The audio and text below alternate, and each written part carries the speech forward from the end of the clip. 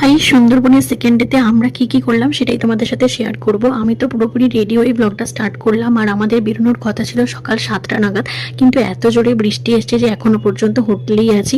তারপর বাবা বাইরে থেকে চা আনলো, এমনি ট্যুরিজম থেকে সমস্ত খাবার দাবার আমাদের সার্ভ করবে, বাট সেগুলো সমস্ত কিছুই হবে বোটেতে।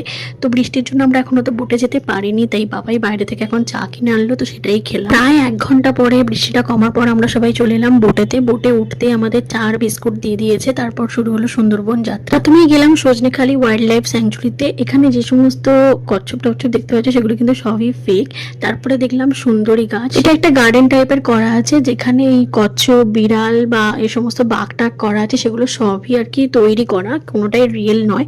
তো তারপর চললাম বোটেতে। বোটে আসতে আমাদের টিফিনটা দিয়ে দিল, আর আজকে আমার সাথে একজন গাইড আছেন, তো উনি সমস্ত কিছু বুঝাচ্ছিলেন। তারপর গেলাম সুধন্যাখালিতে, সেখানে বনদেবী মায়ের দর্শন করে, আর ওই যে দূরে দেখতে পেলাম হরিণ, অনেকগুলোই হরিণ ছিল, 4-5টা মতন।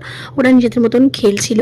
তো যেখানে হরিণ থাকে সেখানে তো বাঘ থাকে না। নেক্সট টুরিস্ট স্পট ছিল দেবকী ক্যাম্প, সেটা আমাদের লাস্ট টুরিস্ট স্পট। সেটা দেখে লাঞ্চটা করে নিলাম। লাঞ্চ করে এদিক ওদিক একটু ঘুরে চলে এলাম হোটেলেতে। হোটেলে ফিরতে আমাদের দিয়ে দিল কফি আর চিকেন পকোড়া। তারপর আমরা বেরোলাম একটু শপিং করতে। কি কি শপিং করেছি সেটা একটা বড় ব্লগ আমি আপলোড করবো খুব তাড়াতাড়ি। তারপর হোটেলে ফিরে ডিনার করলাম, আর খাওয়া দাওয়ার ভিডিও আমি শর্টসে আপলোড করছি। আর কাল হলো আমাদের লাস্ট ডে। দেখা হচ্ছে নেক্সট পার্টি। টাটা।